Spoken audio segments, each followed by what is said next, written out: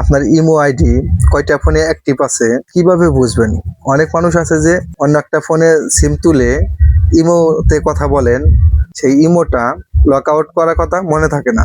কয়টা ফোনে আপনি কানেক্ট করে রেখেছেন আপনার ইমোটা কিভাবে বুঝবেন? জানবেন কিভাবে?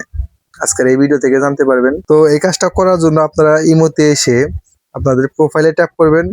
প্রোফাইলে ট্যাপ করার পরে আপনারা এই সেটিংসে আসবেন। তো আমি সেটিংসে আসবো। সেটিংসে এসে আপনারা আসবেন এই যে ম্যানেজ ডিভাইস। তো আমি ম্যানেজ ডিভাইসে আসবো।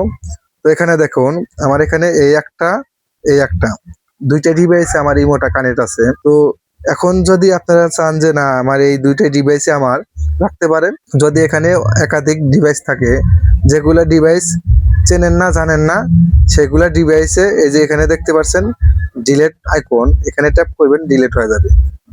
ওই ওই আইডি থেকে বা ওই ডিভাইস থেকে লগ আউট হয়ে যাবে। তো এইভাবে চেক করতে পারবেন আপনার ইমো আইডি কয়টা ডিভাইসে কানেক্ট আছে। ভিডিওটি ভালো লাগলে চ্যানেলটি সাবস্ক্রাইব করে রাখবেন। দেখা হবে পরবর্তী যে কোনো ভিডিওতে। আল্লাহ হাফেজ।